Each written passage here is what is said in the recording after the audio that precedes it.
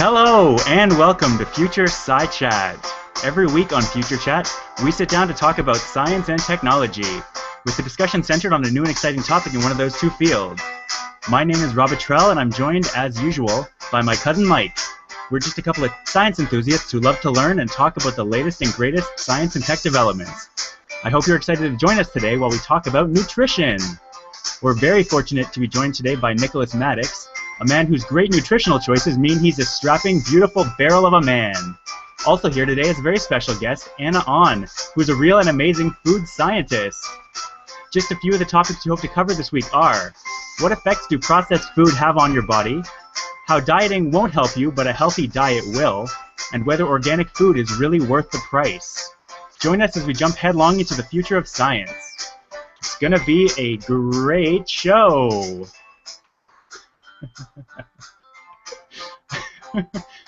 Honestly, my favorite part of doing the theme song is watching you guys dance, and it's also my least favorite part because it's so distracting. Anna just caught right on there. I'm impressed. Yeah, just jumped right into that. Prepared something. So, as I mentioned, we are talking today about nutrition, and we have a real live food scientist with us, Anna On. How are you doing, Anna? I'm pretty good. Pretty good. Excited about this tech chat, future chat. Sci Chat. This one is science. Sci chat. That's how enthusiastic Anna was. She was like, I don't even care what it is. I'm in. I'm doing this. This is easily our most planned in advance one because we decided to do this a month ago. And it's one of the ones I'm looking forward to the most because I really like, there's a lot of chemistry involved in food, but I really like food science in general, just because there's tons of interesting science that goes into it. And so I wanted to start today by talking about foods that people eat and enjoy that they know are bad for them, aka guilty pleasures, indulgences, whatever you want to call it. And go through each of us and talk about our least healthy indulgences and then foods that we eat that are still good but maybe aren't that we know are healthier for us. So can anyone think of anything? Does anyone want to start, or can I put someone on the spot? I'm a little unclear as to what you're asking. So, there's our actual guilty pleasure, which is terrible for us. So there's two. And then what's the other one? Things that taste really good or that we really enjoy eating, but that we know are actually healthy. Oh, okay. All right. Are or aren't? Are. Okay. So two separate things. Do you want me to? I can start it out. So a non-guilty pleasure and a guilty pleasure? Yeah, exactly. Okay. Okay. Why don't you start? Okay. So my probably least healthy love is breakfast cereal, like unhealthy breakfast cereal, like Fruit Loops and Reese's Puffs, and there's millions. Even that's your life. Worst? Yeah, I know, that's what I'm thinking. That's not that bad. There's so much sugar in cereals, though. Okay. Rob has changed since. No, okay. Honestly, just the fact that cereal itself, like the milk, is somewhat good for you, or at least you can make an argument that it's good for you.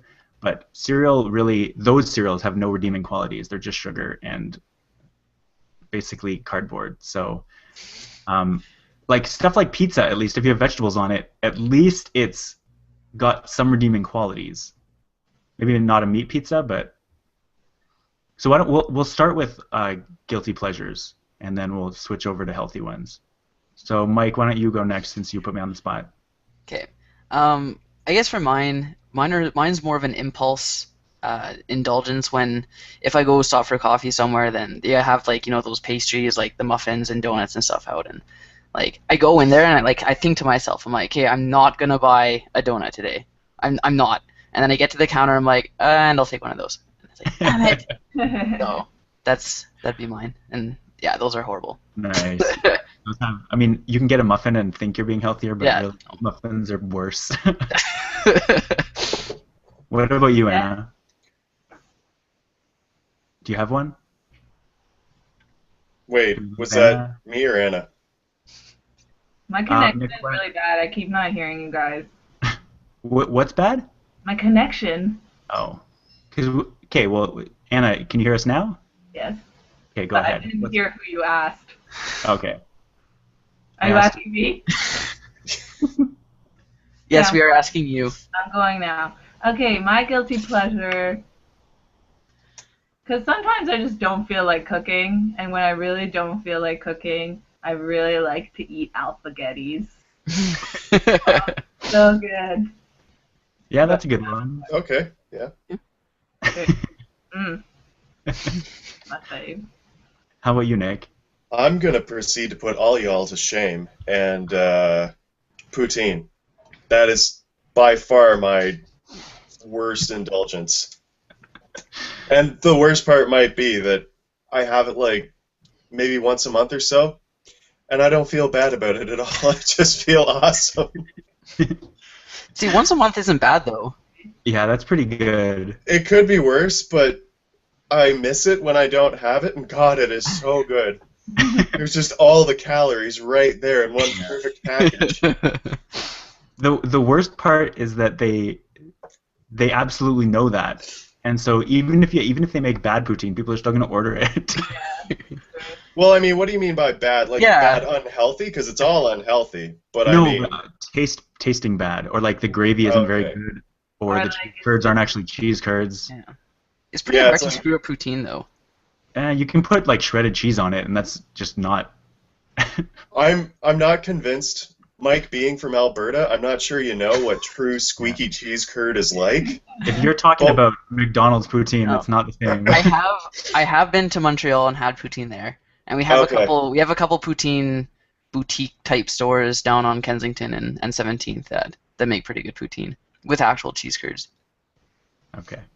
So. Mike, I'm coming to Calgary. You're going to show me these places. Oh, I will. Once a month. So can I get the ball rolling on things that I like that I feel like it's kind of healthy anyway? Do it. Black beans, particularly if you've got like black bean soup and you put it on top of rice. It's not horrible for you. I feel like it's one of the better things you can eat, but it is really good, especially like brown rice or something like that. Nice. Delightful. Yep. So why don't we go reverse? Anna, if you can hear us, what's your unguilty pleasure? Your innocent pleasure? I would say probably like fruit in general. Watermelon. I could eat a whole watermelon. That's a good one, yeah. Watermelon's delicious. Yeah, and just think about the hydration. Yeah. How about you, Mike? I'd go with protein shakes are pretty good. If it's for like an intended like workout or like that kind of thing, then with like yogurt and fruit and that kind of thing, those are pretty good. And then I'll have like just like a grilled like chicken club sandwich type thing, and with bacon, but the bacon's kind of compromise. I think that bacon is, with certain exceptions, bacon's okay every once in a while, like completely okay, like actually good. Salt, I would say, is the worst thing about bacon. Yeah. I think it's also the nitrates. The nitrates are a problem. Yeah. Anything they put in to preserve it. Yeah. My innocent pleasure is, I have to say, when you get very good grapes. Not all grapes are good, but just a nice batch of red seedless grapes, just fantastic. I could just eat those and never stop. Like, I could honestly just eat that for the rest of my life if they were good. Are you aware of the experiments involving monkeys and what they will do for grapes? No, but I want to hear about it. Oh, they did an experiment in which they introduced currency to monkeys, and one of the things you could redeem with the currency was, like, the highest value thing was grapes, and they figured out prostitution like that. And so, like, the very first thing was Lady Monkey got, I think, 1 or 2 grapes out of the deal. What would you do for some grapes, Rob? It's not far off. Let's just say that. Fun stories on Future Chat. So would the Klondike bar be the human Yeah. equivalent of grapes? Something, yeah. That's exactly where my mind went too. Ah, So, Anna, let's talk a bit about your work as what I'm calling a food scientist. I don't know if you call yourself that, but I'm definitely calling you that based on what I've heard. Okay. Well, I guess I am a food scientist because I graduated from the Food Science and Nutrition program at Carleton. But right now, I'm not really a food scientist at my job. I do the quality control at a food manufacturing plant that makes food for hospitals and retirement homes. So my education comes in handy, but I'm not actually doing science. um, so yeah, that's how I am a food scientist. Nice. Do you want to talk about maybe a job that you like, not necessarily a dream job, but a dream job that you could get with your degree that you're sort of looking towards? Something that someone with a food science degree would want to do. Hmm. Well, you could always do quality control at a chocolate factory. That's Ooh. but no. I think for me, I would really want to do product development for like a coffee company. I would want to work for Starbucks for Nice. like for their product development and making coffees and like trying to find the best blends and stuff. That would not be second cup, Anna. no way ever. I'm a Starbucks all the way. All right, so we've got Carlton grad. That's one strike. Maddox over second cup. That's two strikes, Anna. Are you kidding me? Over second cup. Second cup is the worst. They're fake. They're Nick, fake good. They just charge. Nick, you're the same amount. just saying that because you own stock in Second Cup. No, I own stock in second cup because it's the best coffee you can get from a Hey. coffee shop. Unless it's like, a micro roaster or something like that. But it's so much better than second cup. Or Starbucks. I'm sick. That's pretty exciting. Yeah. So, why don't we move next to Anna? You have an interesting point here. So, you wanted to talk about organic food and comparing it. Like everyone's familiar with when you go to the grocery store, they'll have a section in the produce and maybe as well in the actual store part that has certified organic or just regular organic food. Did you want to talk maybe a bit about the differences between those and sort of the pros and cons of each? Sure. Well, firstly, certified organic is like it's a really new thing in Canada, and unless it has the specific like certified organic symbol on it, then it might not follow the regulations for being certified organic at all. And the regulations are so new that a lot of products actually aren't like that. They don't have it. Like I never see that symbol on anything, but they have all of that on the CFIA website. So that's one thing to consider. Like those regulations are very new, and a lot of farms haven't even had enough time to start following the regulations because it's like a big change to make sure that you follow all the requirements. So like, and there are things even like if your farm is beside a farm that isn't organic, then and there isn't a certain amount of space in between the two farms, then like you can't be organic because the pesticides might fly onto your farm. So that's like one thing to consider. Like just because it says it's organic, it might not be fully certified organic. Right. Not like in the U.S. they have the USDA or whatever their thing, but Yeah. in Canada it's not quite as easy or whatever. But anyway, so as we see, all organic food is a lot more expensive, and so there's like a big like I don't know what common perception is, but I think that a lot of people think that organic food is healthier, just like in itself. Mm. Organic vegetables and fruits are more healthy, but there aren't really like in the fruit itself isn't healthier. Like it might be healthier because there aren't pesticides on it, but like there's nothing in the actual fruit or vegetable that shows that it's more expensive. Like they don't have more vitamins or anything. Yeah. So if I could jump in, what constitutes an organic food or produce, and is that what makes it more expensive? Like the whatever it is that's going into that farming process? Yeah, so usually if you have an organic farm, then you can't have as much, like you can't produce as much as somebody who's doing conventional farming because you follow certain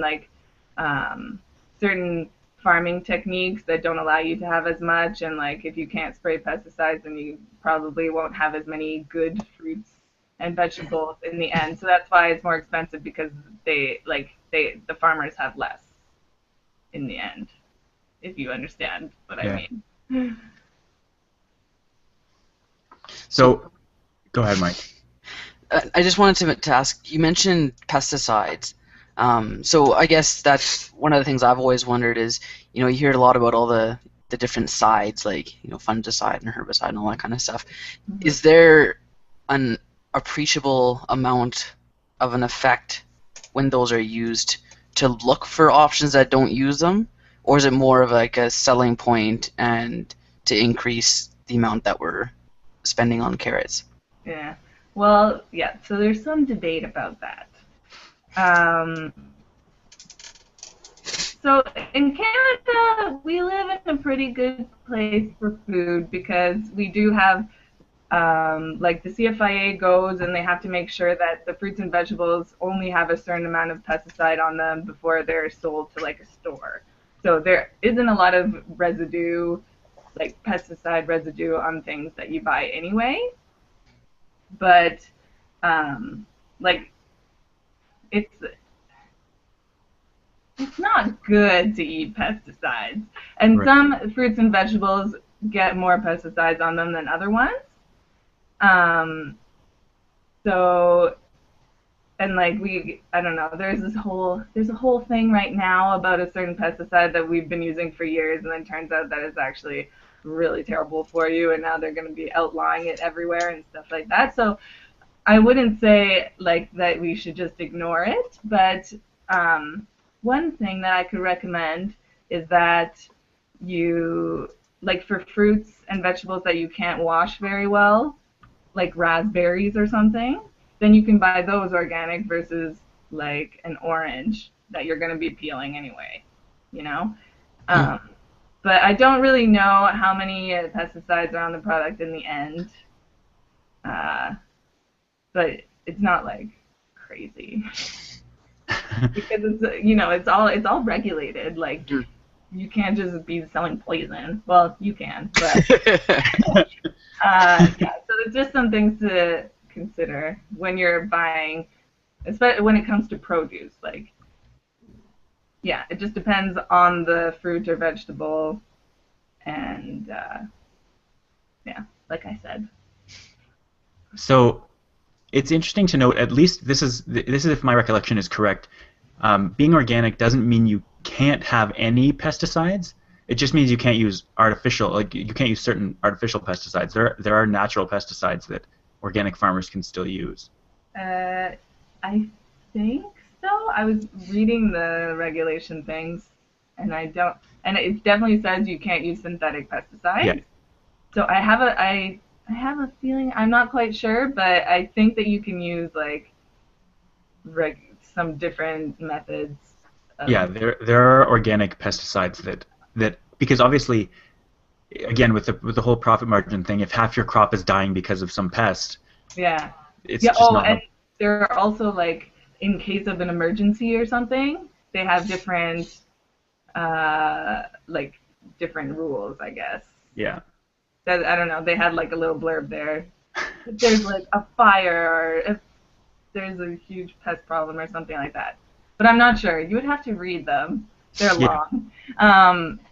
So yeah, you can use that. But they also use like special farming techniques and stuff to help that, and like using different plants that like work well together. Like a certain type of plant might help repel certain insects or something. So if you have like an insect that likes a tomato, then you can plant the plant that repels that insect to get away Right. from the tomato. Like there are things like that. Actually, but oh,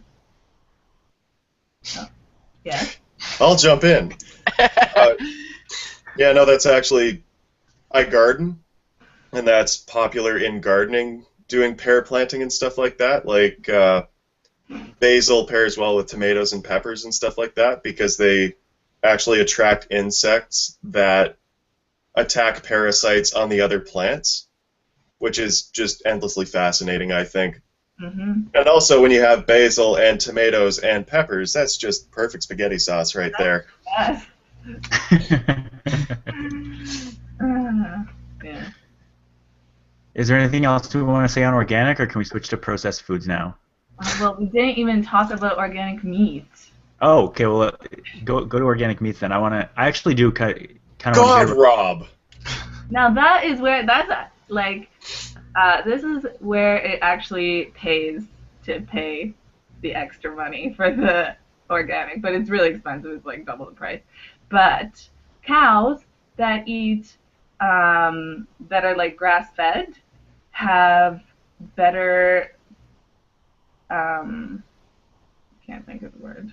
They have like a better fat composition in their bodies. So it's actually the meat is healthier if you eat like grass fed cow versus a cow that just eats hay all the time.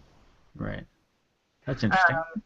Yeah, and also if you follow like organic practices for meat, then you kind of reduce the risk of a lot of the like E. coli things. Right. That is like a big problem with or how that happens is because it's just like a big mess of grossness at the farms and stuff with that. So yeah, actually buying organic meat is good. And it's happy and then you'll eat happy cows.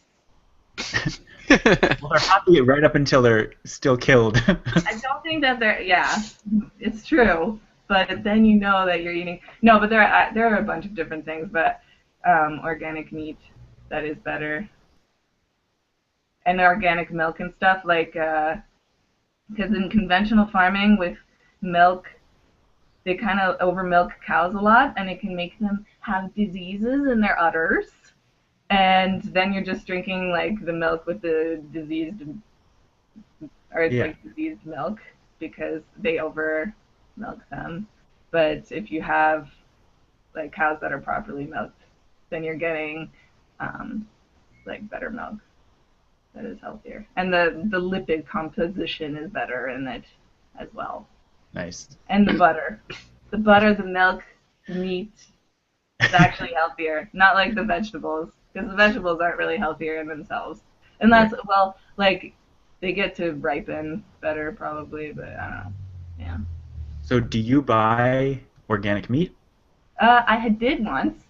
Okay. But right now I'm not really at a point in my life where I can afford to buy that. But I do buy free run eggs in the summer. Nice. Because do you know that in the summer you can buy free run eggs because the chickens are actually running around. But if you buy free run eggs in the winter, then you should think twice because it's winter, so the chickens are and they might be frozen. So, there's a tip. That makes sense. Interesting. But that's just because I feel bad for chickens, not because of anything. Yeah. Oh, absolutely. I completely agree. Chickens get well from every video that ever leaks from processing plants, they get a raw deal. Yeah. Ba-dum-tsh. That's my small contribution right now. A lot of foul play involved.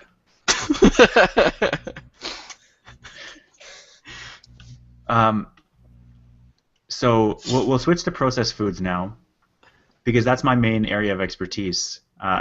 Because I love processed foods and they taste amazing. They do when you load them with all that stuff. They do. There are chemists, Rob, just like you and I, making sure they taste delicious. Mmm.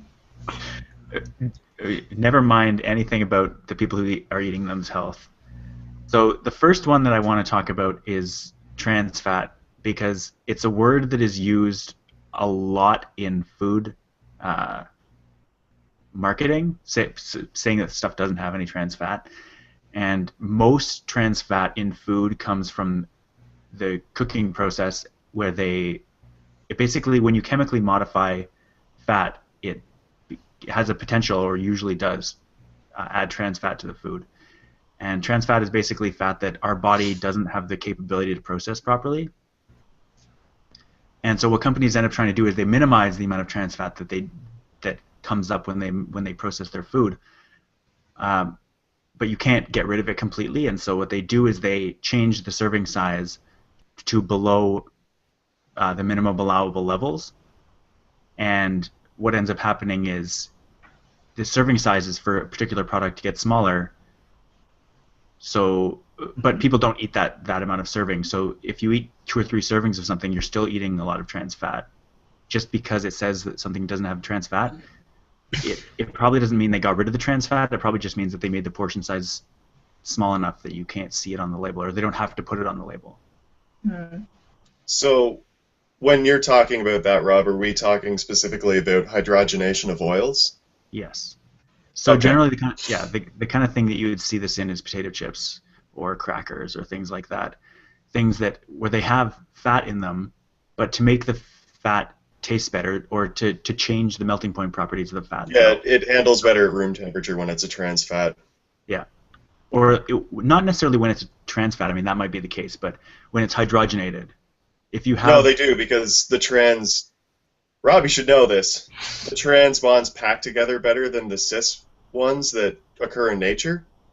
Right, but they're higher melting point, so it actually stays together at room temperature. Right, but the hydrogenation process, they're not trying to make trans fats, they're trying to make hydrogenated fats. Okay. They're like... It just happens because it's a more stable conformation of the double bond. And so I mean, it's getting rid of trans fats. It's hard because it's not something you can taste. You can't taste the difference between trans fat and non-trans fat, and so you're never going to have that experience. Like, I can compare it to Diet Pop, and when a soda has aspartame in it, I can taste that it has aspartame, and I really don't like the taste of aspartame. But you can't eat a potato chip and be like, oh, that trans fat tastes so bad in this chip. It, like, all fat tastes the same to us. Because they want you to eat it. Yeah. And they want you to eat a lot of it. There's a reason that their slogan is "You can't eat just one" for Lay's. This webcast sponsored by Lay's. Bet you can't eat just one. It's actually, I mean, they are trying to court the crowd that wants to get no trans fat, so they're doing things like baking their chips instead of frying them, which is better. I'm still not sure it helps the main problem, but I would say it's almost unilaterally better to bake potato chips than it is to fry them, just because then they're not soaked in oil and fat. Unless you put oil on it, then bake it. Even then, I don't think it's as bad. It depends on the temperature of cooking and the oil you use, obviously. As Elton Brown will tell you, if you deep fry things properly, you don't necessarily have a lot of fat ending up in them, because all the water that comes into contact with the oil will flash into steam, and then it keeps the oil away from the actual product. Yeah, one of the things that I do when I work don't go trashing all frying now, Rob. No, I'm not. No. When I worked at McDonald's, I used to in preparation for lunch or my break, I would put chicken nuggets in the oven instead of frying them. It tasted so good. Oh man. I think with those types of foods, they're often fried and then flash frozen, and then they're fried again when they're actually prepared. Yeah. So you're not really avoiding frying. You're not avoiding the frying, but you can actually see when I baked chicken nuggets, I would see the oil come out of them and just end up on the pan. So it's definitely better, but I wouldn't. Yeah, you're definitely not avoiding the frying process by doing that. Mm-hmm. Yeah.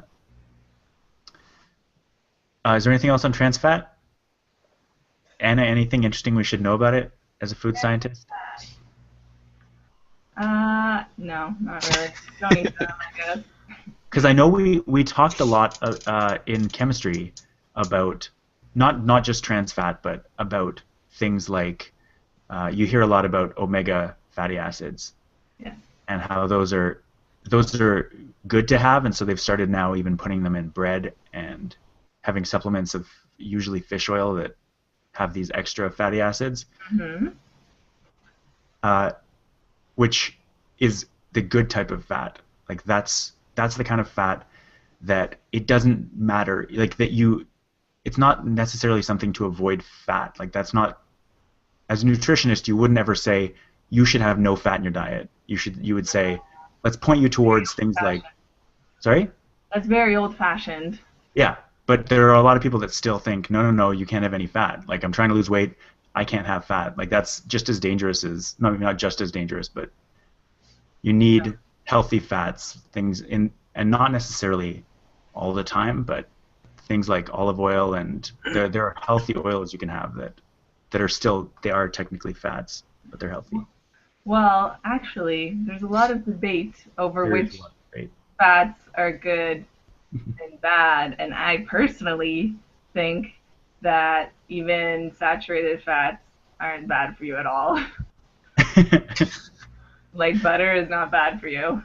It's good for you, and it has a lot of good things in it, and there's just like it's an old-fashioned thing to think that saturated fats increase your risk of heart disease and all that, but really the real enemy are carbs.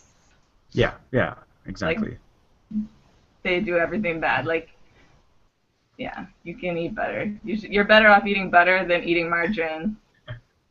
You can eat butter. I mean, everything. The rule of thumb here is moderation. You don't eat a pound of butter, but if you put butter on something, it's probably not the end of the world. Yeah, but it's not like the evil as everybody makes it sound.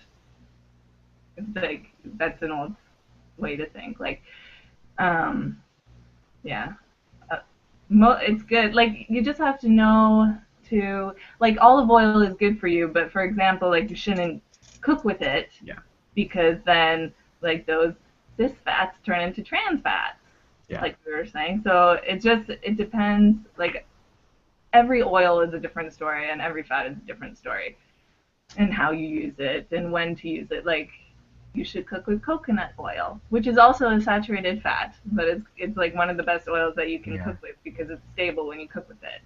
And it's delicious. Like I've used it a few times. I've never actually bought it myself, but I've eaten with it, and it's amazing. Yeah, it's good. Very good. It's all about the coconut. Big thing.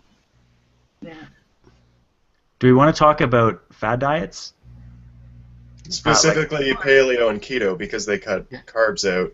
I believe Mike might have something to say on the subject.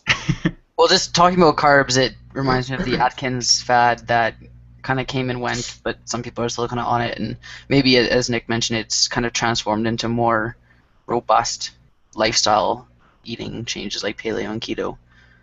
So Anna, maybe you can things like vegan. Expand on that. Well, vegan's its own.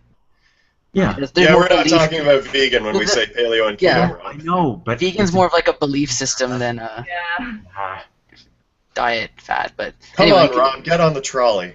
Hop on, Robert. So yeah, Anna, maybe you can touch on carbs a bit more now that you brought it up. Okay. Well, carbs are the root of all evil. Not all carbs. I wouldn't go that far. Some are better, like things that have fiber make it better because it like gets absorbed slower. So when you say carbs, like, is that all carbs, or are we talking like whole grains versus just white flour and white starchy things, or?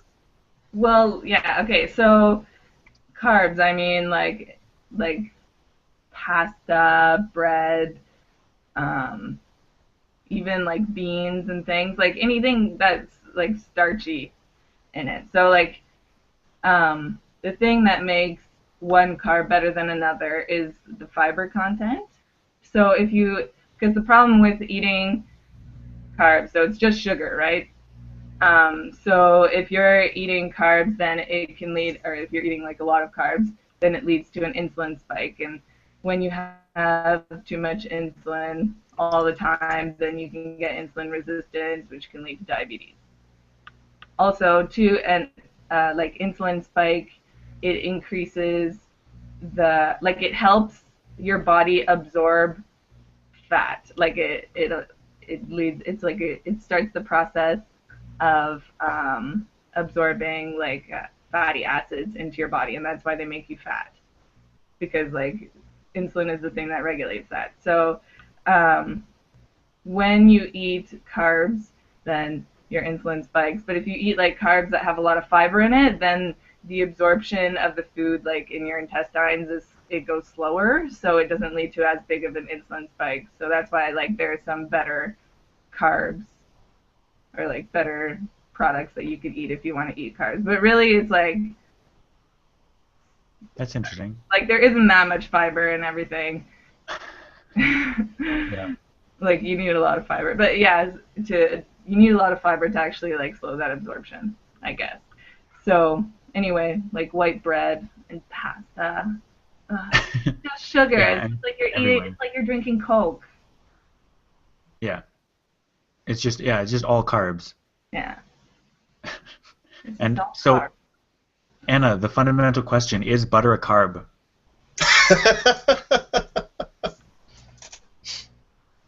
I'm glad Nick got that because nobody else seemed to. That was a reference to Mean Girls. Oh, sorry, I missed that completely. That's an old I just thought that was the dumbest question of life.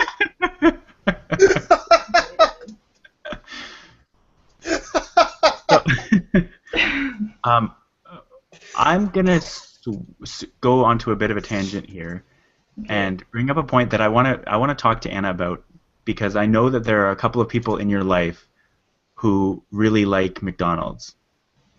A couple people.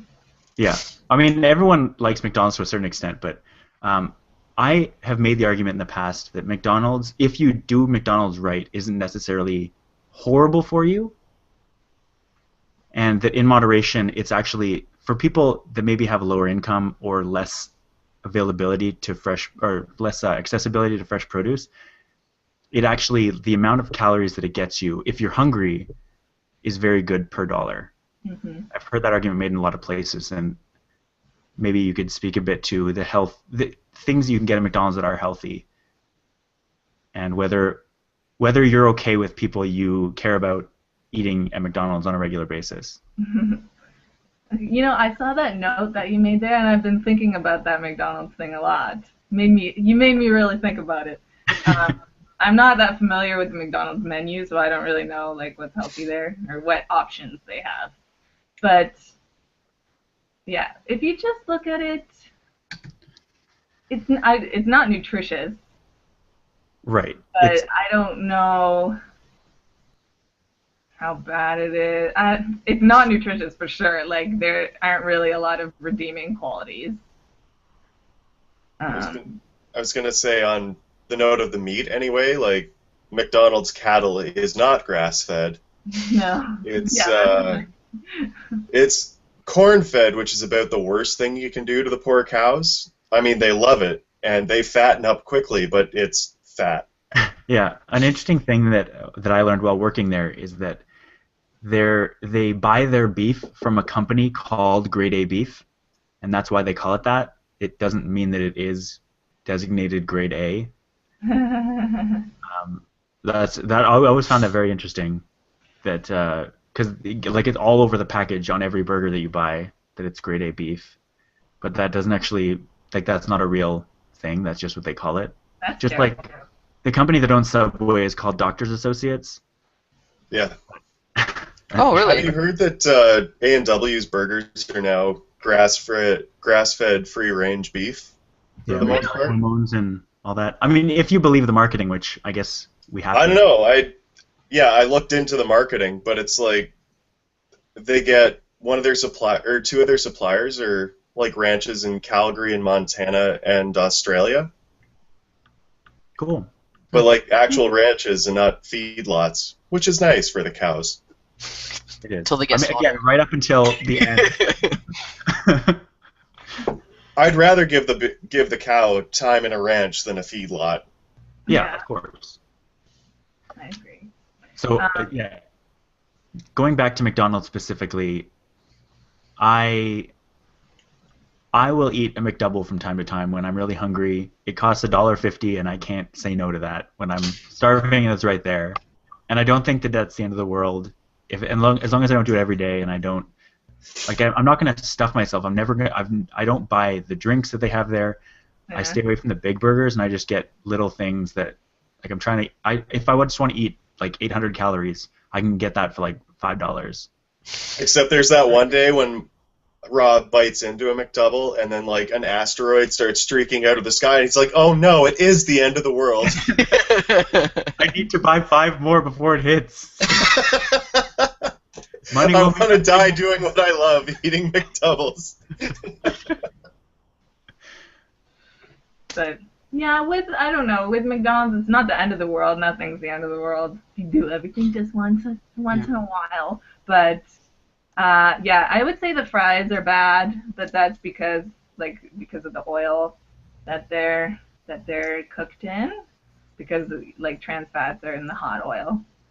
That's like a big problem with the fast food thing. But also acrylamide on the potatoes. But that's like anything that you cook. So acrylamide is formed like the browning that you see on like breads and fries and things, that produces acrylamide, which is like a super toxic compound.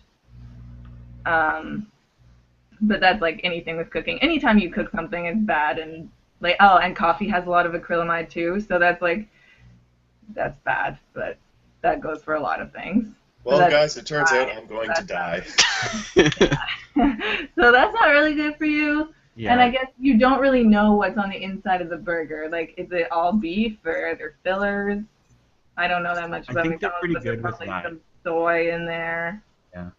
One thing I will say about about meat when you're cooking it is that it undergoes a lot of chemical reactions called the Maillard reactions, and a lot of that, they say, at least in small quantities, produces some carcinogens. But basically everything is a carcinogen these days, so I wouldn't say that's the end of the world either. Because it's obviously, you're not going to eat raw meat, you're going to cook it. So Yeah, but you can like boil meat and boil vegetables, and it's better for it than baking or frying. Boil your meat. And that's how we got Boil Britain. your burger. It turned out that those grandmothers that were boiling hot dogs for their kids were right all along.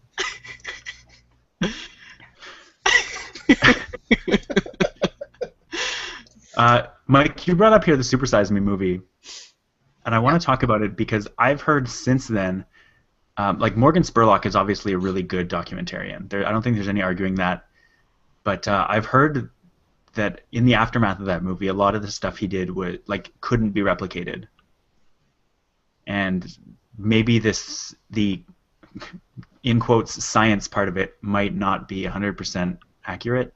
Mm. I don't know what he did, obviously, but there have been people who did exactly what he did or very, very close to what he did and didn't gain a bunch of weight and didn't have these psychological effects that he had. Did you watch the rebuttal to that movie? I've watched or read quite a few different things about the movie and about his process in general. Is there an official rebuttal to the movie? Yeah, it was on Netflix, I think. It was called Fathead. Oh. I think. And it's about somebody he did the same thing. And I think he's like a lot about the low carb thing, if I remember correctly. I don't really remember it that much, but yeah, he did the same thing and it turned out completely different. But being intentionally low carb about it, though, is that the idea? I don't remember. Because that wouldn't be the same thing then.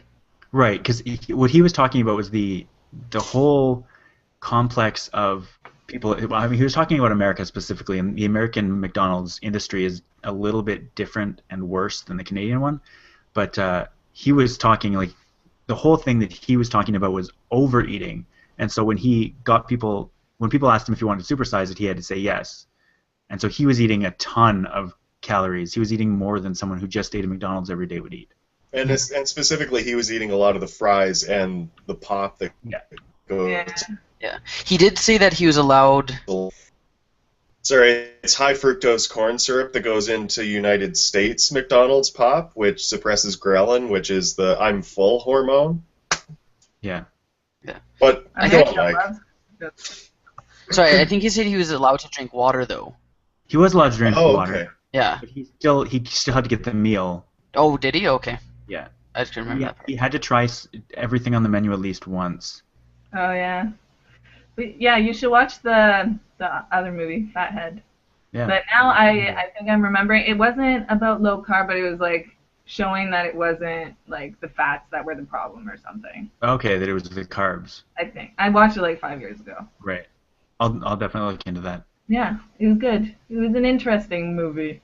But it's probably every time you watch a documentary, you have to be critical because everybody's obviously just trying to show their side. And it's good. I think the one exception to that is Sicko because the American healthcare system was terrible back then, and it's gotten. I mean, the insurance side especially has gotten a lot better. But yeah, most documentaries I would say are showing you one side, and they're not going to do any favors to the other side. No. So I guess we'll switch. Do we want to talk more a bit about corn syrup and high fructose corn syrup especially, and how it's literally in every, like, basically everything that's bad for you has high fructose corn syrup in it, in like a lot of it. Especially like when I was talking about cereal, that was one of the main things that I was referring to, is just the fact that it has so much sugar, and it's all sugar that's terrible for you. They put no effort into making it, like, again, no redeeming qualities, and we're specifically marketing it to children. Like there was a whole big thing earlier this year where people were pointing out that on cereal boxes there would always be some cartoon character or whatever looking at you, but it would always be looking down, like, so that when kids look up, it looks like they're looking at them, and like they're specifically marketing them to kids very well so that the kids want to eat them, and they're just so bad, especially if you're growing. I can't. I always am making a point that if I do get a cereal like that, I have mostly something that's reasonably good, and then sprinkle Honey a bit Nut of that on Cheerios top. aren't that bad, are they? Cheerios, I mean, things like I eat multigrain Cheerios. That's what I'm doing right now, and so I think some of the multigrain ones are dipped in honey, like the honey nut ones. I think it's made with, like, the multigrain ones anyway, or Cheerios. I think they're made with mostly oats. I Yeah. think. Yeah, I do really like Cheerios, and I had some this morning. I just hate. I hate that they can do that and can get away with it because it's so delicious. There is, on the note of high fructose corn syrup, there is a very complicated system of economics at work in that specifically. It has to do, if you want to know more about it, I highly recommend the documentary King Corn, because then you'll just walk around for a week looking at everything and being like, it's corn! It's all corn! Right. There's so much corn propaganda on the internet too. So much corn propaganda. Corn.org. Even when you're talking about corn-fed cattle in McDonald's meat, like it's corn. Yeah. That's where it's all coming from. Things are fried in corn oil. You have high fructose corn syrup in the pop in America, and it's all corn. Yeah. Anyway, but yeah, it has to do specifically with a system of subsidies that go to corn production in the United States, and as a result of that, it's very, very cheap to use high fructose corn syrup as a sweetener, to the point where it's cheaper to use high fructose corn syrup than actual, like, beet sugar or something like that we would use. And so that's why it ends up in a lot of cereals and stuff like that, just because it's the cheapest sweetener available. And the evidence suggests that it's not great for you because it suppresses your ability to feel full and insulin spikes, things like that. But that would probably be why, if you're looking for an explanation, which I assume you are. Absolutely. That's all we're looking for here is explanations. I always found it very interesting that they're because corn subsidies are so high. That's what people will generally pick to make. If they have these crops, they're gonna at least have some corn all the time. And so you'll even find like corn is used to make biofuels. Like it's just used for everything. You go to the pumps and you're like, it's all corn! I said the word biofuels and Nick didn't immediately start talking about them. So I guess we'll move on because that's never happened before. You can. My thoughts are well put out on my That's blog. true. You can look at biofuels, switchgrass, energy return on energy invested. It's all out there in the public domain. Google vodka and equations. So we're almost at an hour here. Is there anything that anyone really wants to get out at this point about food? Eggs. I we're want to know obviously about eggs. We're going to Eggs are have to the do a best second food to ever episode. eat. Sorry? Wait, sorry, I didn't hear that. Eggs are the best food. They're perfect. All right, I'm knocking 2 strikes off, Anna. You're cool.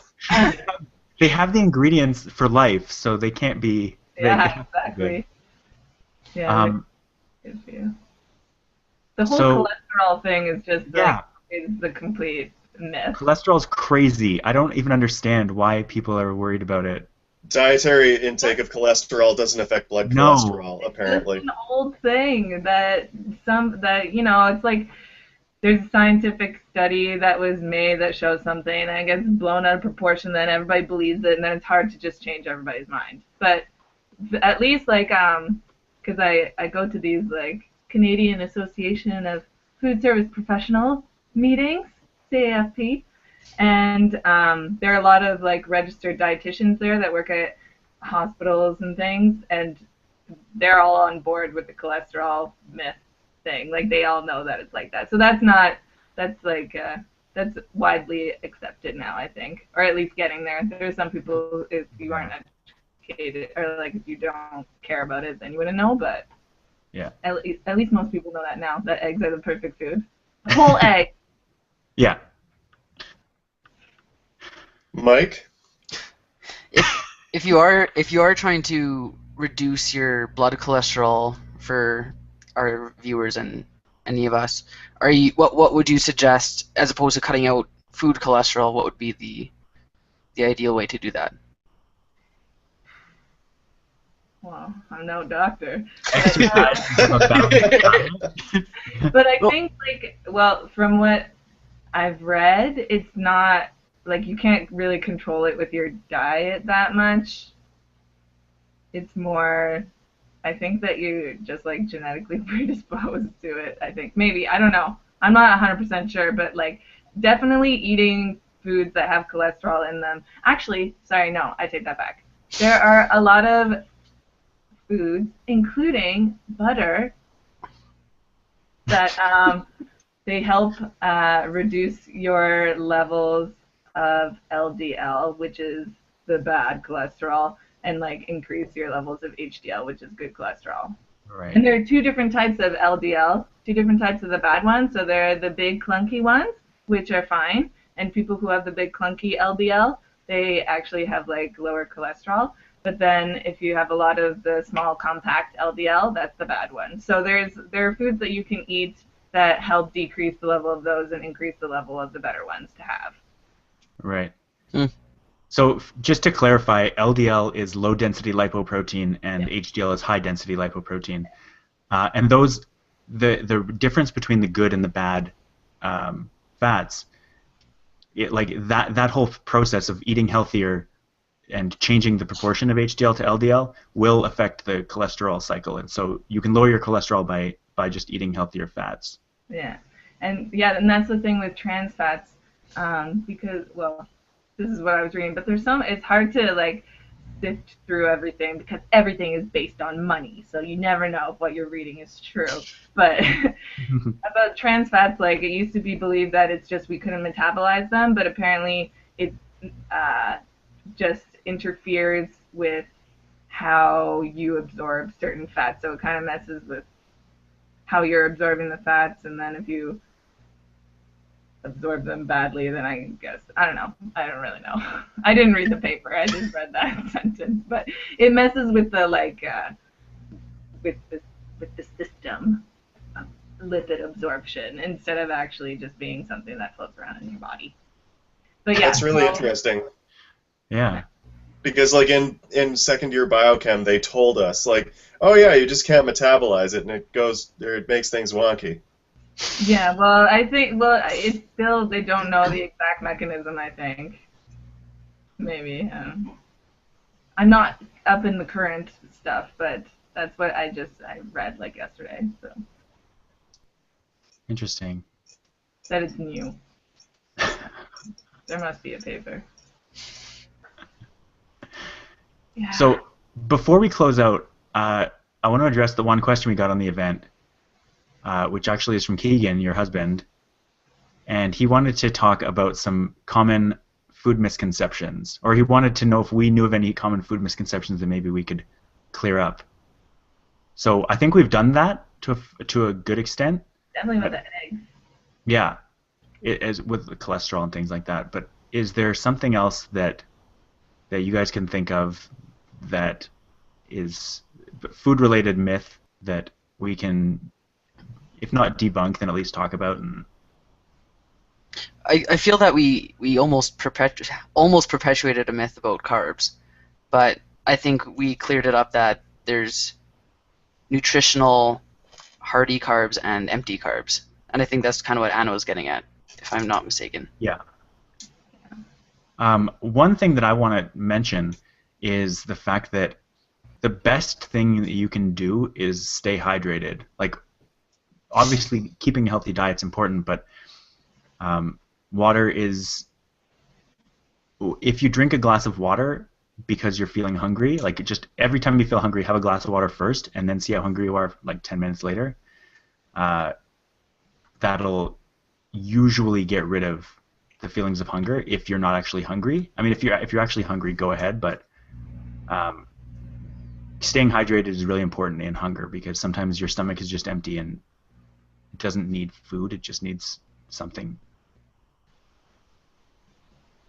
I'll let Mike take the next one because it's actually on topic. Oh, well, basically that I read recently that the whole 8 to 10 glasses a day, that didn't really come from any medical or nutritional reasoning. I think it sounds like it originated in some editorial newspaper that just got caught on and people just stuck by it. But I think what doctors say is, if you're thirsty, drink water. It's like, you don't have to drink a certain amount of water a day. It's like, well, just stay hydrated. I think kind of like what you're saying, Rob. But it's not like you need your 10 glasses a day from a... Yeah. My understanding of that one is they pestered a bunch of doctors for it, and like nobody really knew. So eventually, one doctor once said, "I like 8 to 10 glasses, I guess, or something, whatever." And then they were like, "Fine, someone actually said something. We're citing that," and then everyone has cited that ever since. And now it's like, "Oh yeah, 8 to 10 glasses a day. That's just what you drink." Doctors. The important thing to note about that for me is that there's a common misconception because 8 to 10 glasses sounds like a lot of water to drink in a day, but they're talking about 8-ounce glasses because that's like, what the size, when they came up with that, that's what the size was. So like this bottle, for instance, has 24 ounces, so that's three cups of water. So it's not actually that hard to do that, but it's not something you have to live by every day. But you don't need to force water down your throat if you're not thirsty. That's the whole, to get to your 10. That's the whole idea. Yeah. I'd like to. I can't remember which is which though, which is a problem. Maybe Anna can help. There are like nutritionists and dietitians, and you'll see either or on TV all the time. And I think it's nutritionists. I think they're the ones that are actually like you have to go through special schooling for it and stuff like that. Sorry? It's registered dietitians. I'm backwards. But yeah, becoming a registered dietitian, so you have to do like your undergrad in dietetics or something like that. or it's some other, probably food. Actually, I don't think that you can do food science and then go. Well, definitely not the Carleton program. But hey, yeah. So, and then you have to go to schooling afterwards, and you have to write like a huge standardized exam. It's like becoming a doctor or a lawyer. Probably not as severe, but yeah. Okay. So it's like Because I see a lot of talk shows, and like they will have a nutritionist on, and people are like, a nutritionist, they must know what they're talking about. But actually, no, they've attended no such like schooling or training to have an actual basis or on human physiology and stuff like that. Whereas a registered dietitian actually has and can give you proper advice, but it's just like something to keep in mind. It's like chiropractors and physiotherapists. Yeah. But see, Yeah. chiropractors, that's what I was thinking, but chiropractors actually have to go through a lot of school and certification too. But that doesn't mean that their practice is legitimate. Right, that's like, well, saying you have to go through a lot of karate lessons to become a black belt, but that doesn't give you any official... Karate's legit though. Right, but you can't like... It's not a real I qualification. would take karate advice from a black belt. Would you take chiropractic advice from a chiropractor? Well, no, because I don't think chiropractics are necessarily useful for a lot of things. You could argue that skills in karate aren't necessarily useful unless you're competing in... You can't compare karate and chiropractors. No, I'm just saying it's not an official designation. Like, you can start your own karate school and give someone a black belt. They do have designations for chiropractors. They have their own association and everything. I'm sure there's a karate association. I stand by this. It's not that chiropractors don't know anything. No, that's not what I'm saying. They're Yeah. just It's not whether- as legit as physiotherapists. Yeah, it's Right. just whether it's useful or helpful for what you're experiencing. Yeah. Go see a doctor. Yeah. Don't really just go make an appointment with a chiropractor because your back hurts. Yeah. I mean, there's a lot of like I've thought about this. I'm not a doctor at all, but when you go to a chiropractor and they make adjustments, that releases endorphins. It absolutely does. I don't think there's any medical evidence that you could come up with that said that doesn't happen, because like pain releases endorphins, and so you do feel better. Going to a chiropractor will make you feel better, but the problems that you're having won't be fixed by chiropractics necessarily, and so you might just you'll have to go back every week to get that same good feeling. Mm-hmm. That's my theory, but I guess It's your hypothesis, Rob. Ah. You don't have all the backup to make it your theory. But I'm never ever going to test it because I'm never going to go to a chiropractor. So, Anything else we want to talk about, or can we wrap this up until we have to do another food one, because there's still so much we can talk about. Yeah, there's still so much. I think it's just important, as a closing remark, I think it's just important to eat lots of fruits and vegetables and meat. Yeah, like And yes, I think it's just important to eat foods, whole foods, and if you don't eat like processed foods, then you're going to be like cutting out a bunch of the terrible things that we've been talking about. yeah. So it's just simple like that, but also you aren't going to die if you eat McDonald's once. It's okay. Right. So I think that the key lesson that I always take from talks like this is that you can eat a lot. You can eat almost anything that you want, but moderation is the key. Like, eating smaller portions will help you lose weight, and you won't be hungry, because we eat too much as a society. We have too much food, and we could leave stuff on our plates, but that would be considered wasteful. Like, there's been a lot of research that using a smaller plate will mean you eat less, and you can lose weight that way.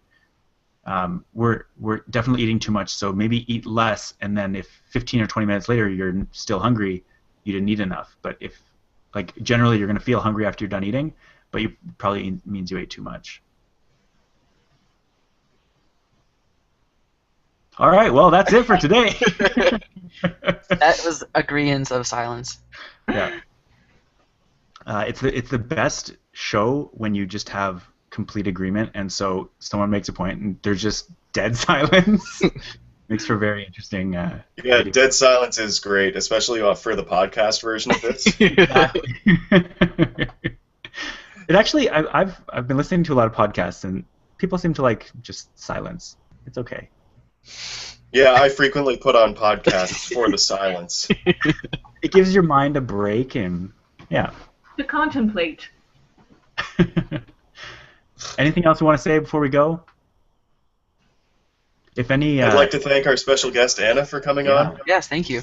if any scientists are watching this and need a food scientist, Anna, go find her. Her name, you can get to her Google Plus profile from the event description. Except my last name is different. It'll still lead to you, though. Okay. All right, so we'll say goodbye for now, and Anna, hopefully we'll be able to have you back when we revisit food, because there's still so much we could talk about. We can talk about it forever. Exactly. So for now, we'll mute, and we'll ride out on the theme music again. Okay. Bye. Bye, everybody. Bye. Toodaloo.